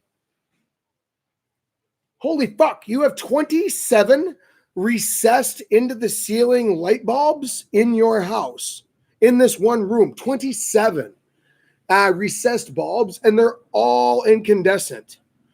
Ow! 60 times 27. Do some quick math. Ow! In Vietnam, I have one light bar. Boom, 9 watts. That's it. Right. In America, they tell all kids, be sure to turn the lights off when you leave a room. Good tip, by the way. Open the window instead of turning the lights on in order to blah, blah, blah. Good tip, by the way. Good tip, by the way. Good tip. But just fucking move to Vietnam and install LEDs everywhere and be done with it. Yep. So no question about it. My electric bill in Vietnam versus my electric bill in America, and I'm a conservative fellow, or I save money, I turn shit off, I help the earth, I do what I can. My resource usage went down by over 90%. My power bill went down by over 90% once I moved to Vietnam. Yep, easily, not including heat and shit. Right. So, these are some really key examples. If you want to save the earth, you want to do better things for the earth, you want to have less of an impact, so to speak, move to Vietnam. And yes, I did want to say the repair thing. What that means is in America, often the repair cost is higher than the rebuy it cost, or the used price is lower to rebuy the item used is more than the repair cost. A key example, an easy example of that would be in cars. For example, this car, the transmission went out. Shit, it's going to be $1,800 for the new tranny. Well, or I could buy a new car for $1,000. Well, throw the car away. Duh, and buy the new car for $1,000. Don't repair the tranny, right? If you're smart, you'll throw the car away and buy an entirely brand new car, right? In Vietnam, nope. It's always cheaper to repair than it is to rebuy. Oh yeah. If you can repair that transmission for $200 versus rebuy it for $2,000, oh yeah, everyone would repair it. So their vehicles, and in this example, last way longer than American vehicles by a long shot. Their motorbikes, they could have motorbikes from the 80s that are still going strong here in Vietnam. Yep, they're not thrown away. If you look at the big junkyards in America that are just huge lots that have thousands of cars in it that they just try to part out and stuff like that, yeah, that does not exist in Vietnam. Because cars don't get to that dead point. Nope. They're always repaired. If you were at the repair shop and say, well, transmission's $1,800, I don't really want to fix it, so I'm going to... In America, they'll send it to the junkyard and probably give you nothing for it. Right. In Vietnam, they'll be like, oh, okay. Probably still give you nothing for it, but it's not going to hit the junkyard. They're going to definitely fix it and definitely turn around and resell it, for sure. It'll probably be gone before the weekend's over. Yep. So in the case of cars, to use this as a key example, they're not thrown away and abandoned like they are in America, which is a good thing. To extend that even further, appliances are not thrown away and abandoned just because I don't like the color. Nope. The switch is broken on this. I'm just going to buy a new washer dryer. something like that. Nope. In Vietnam, sure, sometimes families want to update their appliances, right? But that does not mean this thing gets thrown away. No, sir. No, ma'am. Nope. These repair guys will come out and be like, oh, you just want to throw that away? I'll take that. Yeah, and then they'll fix it. Oh man, it'll be sold within the week. It'll be working in a new family's home in no time. Or it'll be, let's just say, a washer dryer completely broken, motor's gone, this and that's gone. Well, they'll repurpose it for something. They'll figure out something to do with it. So the point is, in Vietnam, they're able to repair and rebuild things to just an astonishing degree. As a result, once again, the total number of resources used or thrown away into the waste stream is about 1/10, about 90% less than what we have in America. And I'm not exaggerating. They throw away 90% less than we do in the United States. And when it comes to new resources in, sure, they might use a lot. But again, to be fair, the used market is so high that there is countless families in Vietnam that just received a repaired, broken or machine that was broken, now repaired, now in their house, versus buying a new one. Big time. The used markets are huge out here. And they're door to door, in fact. That's how neat they are. So anyway, the big thing is resource usage goes way down when you get to Vietnam. If you want to save the earth, move to Vietnam. Big time. And the shit you need goes down. The amount of money you need goes down. The amount of negative impact on the world goes down. Pollution goes down. A lot of things go down. And as a result, you can feel good about it. You know, feel good that you did something good for the earth, if you want to look at it that way. Yeah. If you want to start a good business, come to Vietnam. If you want time freedom, come to Vietnam. If you want to, save money on food, save money on coffee, save money on beer, save money on drinks, come to Vietnam. If you want to just design your own lifestyle, live how you want to live, come to Vietnam. If you want to be surrounded by beautiful people all the time, come to Vietnam.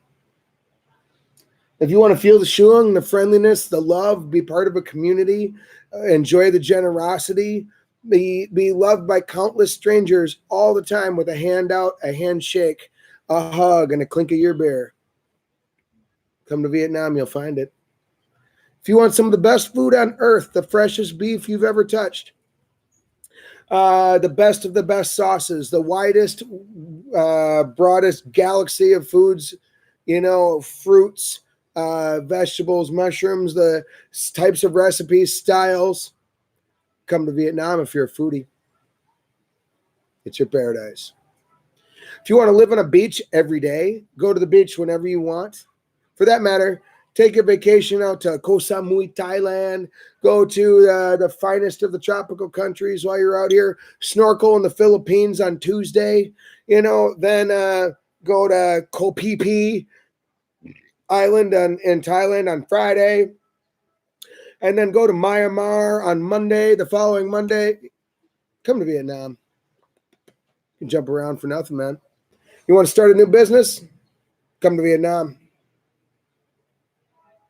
You want to meet a bunch of people who are like-minded, who are digital entrepreneurs? Come to Vietnam. Yeah, if you want to meet a bunch of folks who buck the system, who don't buy into the whole I'm a slave, I got to buy a house, got to follow the career path and this and that. Buck the system, fuck the system. I want a completely different way of thinking and a completely different lifestyle. I want to do something independent, carve my own path and be my own boss and live my own way. Come to Vietnam, you'll meet 1,000 of them. You just want to walk around. In my own case, by the way, I go around knowing everybody in my neighborhood, go around on a bicycle every day.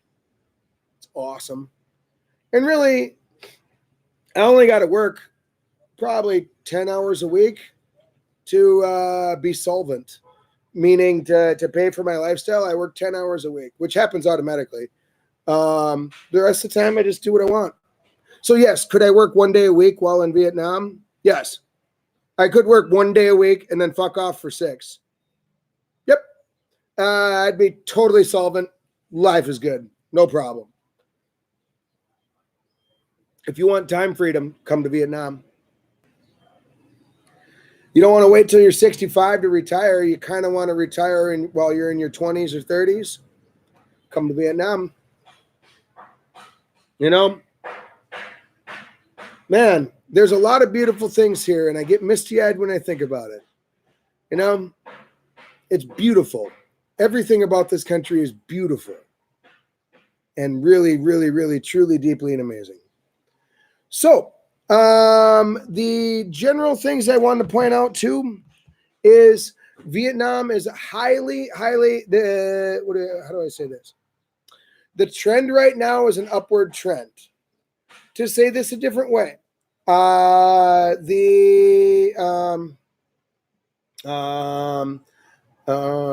okay, it's Vietnam is only getting more beautiful. It's only getting more popular. It's only becoming more convenient. The cost of living versus America is only getting better. The reasons to retire here is only growing. The number of expats moving to Vietnam is going way up. The conveniences that are getting created in Vietnam are going up. The number of social programs and the number of ways that they're beautifying the city and beautifying the neighborhoods is going up. The number of groups that are digital nomads and people working together and so forth, the number of Vietnamese that are working with, expats, collaboratively is going up. The ability to learn Vietnamese and the ease of getting into the language, culture, and people here is going up and becoming easier. Everything about Vietnam right now is at like a perfect sweet spot golden age right now. It's awesome. It's awesome. No, I want to take since we're here, I want to take a moment and compare living in Vietnam to some other alternatives high on the list. If some of y'all could list some alternative countries to live in, I would give my opinion, which is not, just to start, just that an opinion. 1, should I live in Vietnam or Thailand? Well, I do want to say Thailand cost of living is way higher. Disagree if you want, but it's not true. The cost of living is higher. Cost of renting an apartment is way higher. Cost of food is higher, definitely. Beers are 4 times more, 3 times, 6 times more in Thailand than they are in Vietnam. A normal meal is 4 times more than it is in Vietnam. Normal apartment for apartment, city for city, is about 4 times more in Thailand than it is in Vietnam. On the other hand, in Vietnam, okay, does Thailand have good Thai food? Sure. Okay, but after you try the top 5 dishes, what's left? Masaman curry? Right, yeah, okay, yeah, cool. You try your top 5 dishes, what's left? Yeah, go around Koh Samui and show me something not those top 5. Could you try 90% of Thai cuisine in 1 week? Yep, easily, for sure, and bored after that.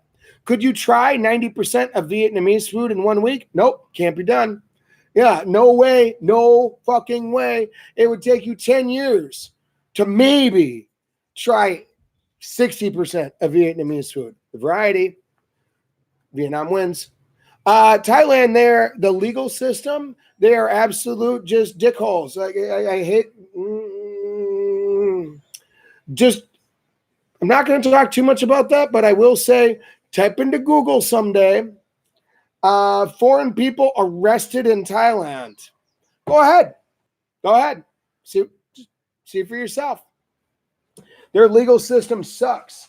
In particular, Thailand, are able to legally incarcerate a fool, for up to 6 months for absolutely no reason.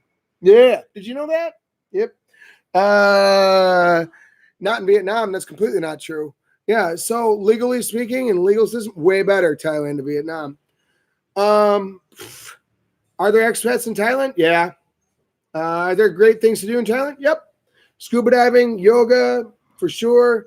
Retreats, yep. Mindfulness stuff, yep. Business, yep. Digital Nomad, yep. All the other business stuff, great in Thailand. Yep, you're gonna love it, and a great choice. Now, overall, though, no matter what, Vietnam wins, in my opinion. Next, the Philippines. The Philippines is a great choice, by the way. Great choice. Great country. Great people. You got 6,000 islands out there? Great choice. Great place to roll. You do you. Now, it is $45 a night for a hotel room. Look it up. Yeah. I mean, just go to whatever, not TripAdvisor, but go to Kayak, go to Priceline. Yeah. Just check it out for yourself. You'll be sticker shocked. Hotels cost 10 times more in the Philippines than they do in Vietnam. Oh, yeah. Meals cost about 5 times more than they do in Vietnam. Other people cool? I don't know. I've never been there. Is the language fun to learn? Probably. Are there a lot of cool stuff to do? Yep. Is the food awesome? Man, not amazing. In a week, you'll taste 80% of it, and probably get bored after that. Will you like it? Probably. How's the internet? Decent, as far as I understand. How are the women and the people? Awesome, as far as I understand. But Vietnam still wins. It definitely does. Costa Rica. This one comes up a lot. Costa Rica, from an American perspective, is considered one of the number one countries to go to and travel to. For good reason. The Latin American people, the South American people are fucking awesome. The Suong, I love them. I love all of them. Every single one I met. Oh, yeah. If you're Mexican or South American, you're probably an awesome person. A big reason people want to move to Colombia is the people, the Suong, the fiesta, alegre, arriba, bailate. Oh, yeah. Oh, yeah. You're going to have a blast. You're going to have no trouble making friends there, and you're going to have no trouble having a good life. Is it a good idea? Yes. Great idea. But keep in mind, Costa Rica costs probably 10 times more than Vietnam. A lot of the cities in Costa Rica are basically mini Americas, which is great, which is fine, which is ideal, which is everybody wins. It's a good thing. It's an awesome thing. Check it out for yourself, though. You're going to be sticker shocked in the price. It's not as cheap as you think. You're going to see a shitload of things that are like, oh, Costa Rica is a cheap place to retire. And they're right. Compared to America, they're right. Compared to Vietnam, shit. Yeah, it's probably 4 or 5 times more than Vietnam. Yeah, apples to apples, just so you know. But anyway, are there other good places in the world? Absolutely. And if you were to travel and live in Costa Rica, would you be happy? Probably. Could you travel and live in, Thailand, the Philippines, Myanmar? Probably. The fact remains, when you stack them all up and you average out and you measure it in all these different ways, Vietnam still wins. It really does. So when you're looking up which is a better place to retire, don't look for that top 10 list. Look at all these different factors: the food, the freshness, the Suong. You can't really look that up. The people, you can't really look that up. Certainly cost of living stuff is very objective and easy to look up. Look at, Mr. Ramsey, said that Vietnam was the number one food country as a professional international food traveler, meaning a guy who makes a TV show about international food, comes back and says Vietnam was the number one country he ever went to. He knows what he's talking about. Anyway, I got to wrap this up, guys. I just wanted to give you some broader opinions, some stuff you wouldn't normally Google, some stuff you wouldn't normally see, and all that. Blake, cheers. I'll see you in Hue. I assume the best way to contact you is WhatsApp and the like. Thank you. Actually, why don't I put my contact information right here? Thank you for bringing that up, by the way. There, I got a few things. I think I got Skype on there, Facebook, etc. Try to be pretty easy. Facebook would be a real ideal, but yeah, drop a message. I would love to have you guys anytime that you would like. Yeah, and I can talk about this verbally forever, but seeing for yourself, I think, will be the real winning ticket, But anyway, yeah, Rusty, thank you too, buddy. And Travis, thanks for hanging with us. I appreciate that a lot, man. Travis, Long Dong, and Captain Conan, Fat Dong, traveled with me in Vietnam. Great guys to have. And they get it. They see it. But anyway, I'll look forward to seeing you kids around, and we'll go from there. Cheers, boys, ladies and gentlemen. Later.